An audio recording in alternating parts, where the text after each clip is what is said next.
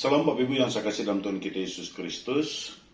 Saat ini kita akan membaca dan merenungkan firman Tuhan. Tapi sebelum itu saya mengajak kita semua untuk berdoa. Mari kita berdoa.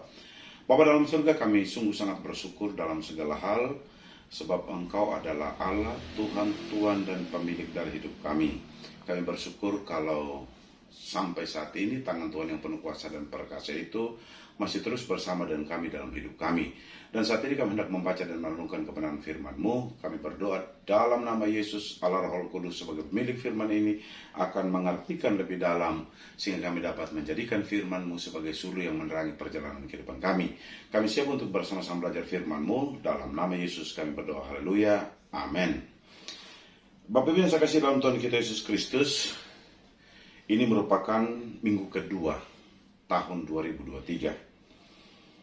Hal yang luar biasa adalah meskipun kehidupan kita berada di bawah bayang pandemi sejak dari 2019 sampai 2022, tangan Tuhan itu masih bersama dengan kita sehingga kita masih bisa memasuki tahun 2023. Karena itu tidak berlebihan kalau saya menyapa semua anggota jemaat dan berkata, selamat tahun baru 2023 untuk kita semua. Kita percaya Tuhan bersama dengan kita, terus menuntun menyertai kita. Bapak Ibu yang saya kasih dalam Tuhan kita Yesus Kristus, hal yang menarik di tahun 2023 ini adalah orang selalu mengatakan bahwa tahun 2023 itu bukan tahun yang baik-baik saja. Ada dua hal yang menyebabkan itu. Pertama, yang dikenal dengan sebutan global uncertainty atau ketidakpastian global. Hal ini terjadi karena memasuki tahun 2023 diperkirakan dunia akan menghadapi dua krisis yang luar biasa. Pertama, krisis pangan. Yang kedua adalah krisis energi. Ini sangat menakutkan bagi setiap orang. Yang kedua adalah yang disebut dengan ketidaktentuan geopolitik global. Sampai hari ini Rusia dan Ukraina masih perang. China dengan Taiwan memanas. Bahkan beberapa negara Asia lainnya yang ada di sekitar China.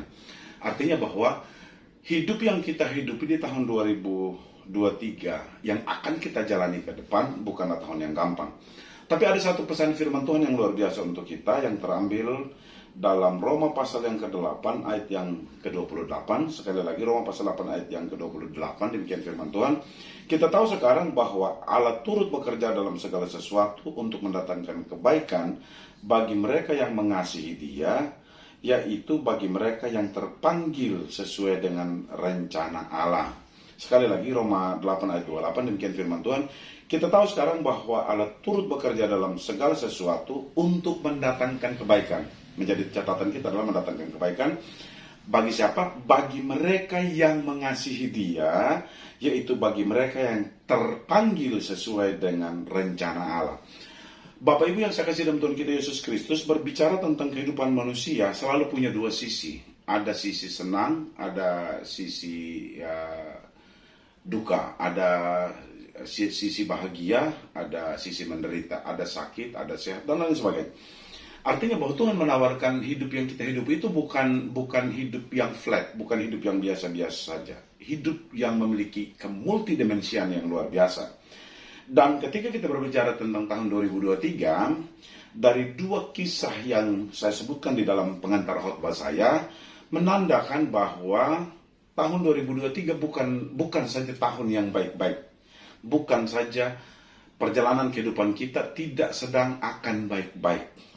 Tetapi perjalanan kehidupan kita akan banyak tantangannya, akan banyak rintangannya, akan banyak masalahnya, akan banyak cobaannya.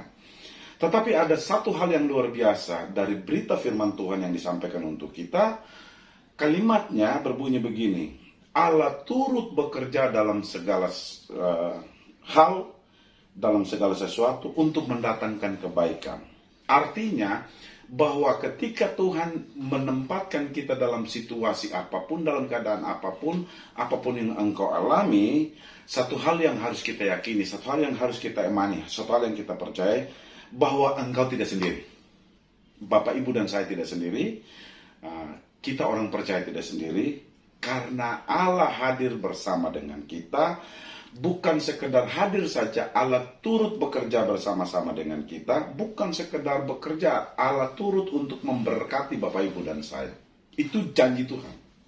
Artinya, hari ini kita tidak boleh hanya sekedar melihat cobaannya, melihat tantangannya, melihat masalahnya, melihat pergumulannya, melihat penderitaannya. Tetapi kita harus melihat bahwa ada janji Allah yang luar biasa, yaitu penyertaan yang Tuhan akan berikan kepada kita, sehingga seberat apapun pencobaan yang kita hadapi, seberat apapun hidup yang akan kita hadapi di tahun 2023, sesusah apapun hidup yang kita hadapi di tahun 2023, ada tangan Allah yang penuh kuasa dan perkasa itu yang bersama dengan kita. Ada campur tangan Tuhan dan Tuhan tidak pernah meninggalkan kita. Tapi ada prakondisinya Bapak Ibu. Prakondisinya seperti ini. Bagi mereka yang mengasihi Dia. Artinya bahwa kunci keberkatan, kunci jawaban atas setiap pergumulan kita, kunci dalam menghadapi kesulitan, kunci dalam menghadapi berbagai-bagai tantangan yang ada dalam hidup kita adalah teruslah mengasihi Allah. Teruslah bersandar pada Allah. Teruslah yakin kepada Allah. Teruslah menaruh iman kita kepada Allah. Teruslah menempatkan Tuhan. Teruslah menempatkan Allah di atas segala-galanya. Melebihi pergumulan kita. Melebihi penderitaan kita. Melebihi situasi kita. Melebihi tantangan-tantangan di tahun 2023. Allah turut bekerja, itu janji. Allah akan bekerja, itu janji.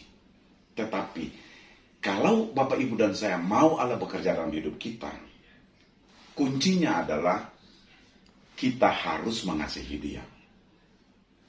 Kuncinya adalah kita harus mengasihi Dia. Itulah sebabnya dalam kalimat berikutnya dia berbicara begini.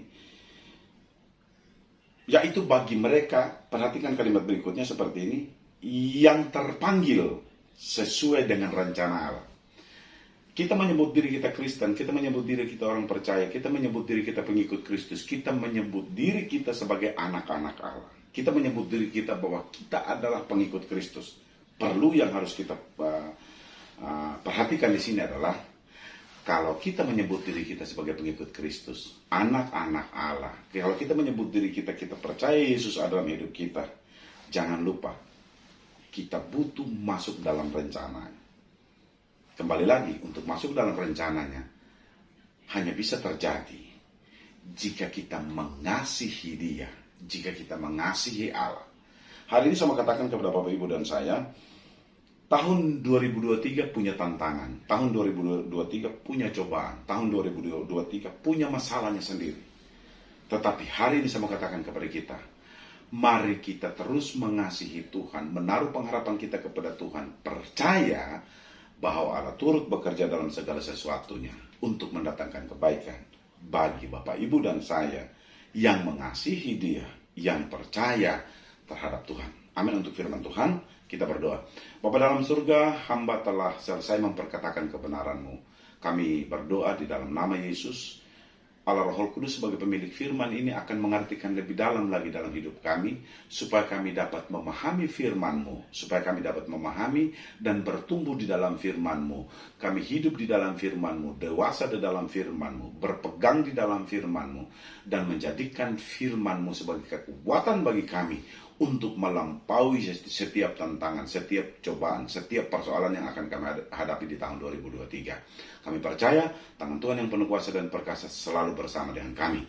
Kami berdoa untuk Bapak Ibu Gembala, Tuhan memberkati mereka dalam setiap pergumulan mereka. Berkati keluarga, anak mantu dan cucunya. Berdoa untuk setiap pengurus GBP Taman Firdaus, Engkau memberkati mereka dengan melimpah. Apapun yang perbuat, perhitungkan itu sebagai kebenaran yang di dalamnya firman Tuhan, berkat Tuhan tercurah dalam kehidupan kami semua.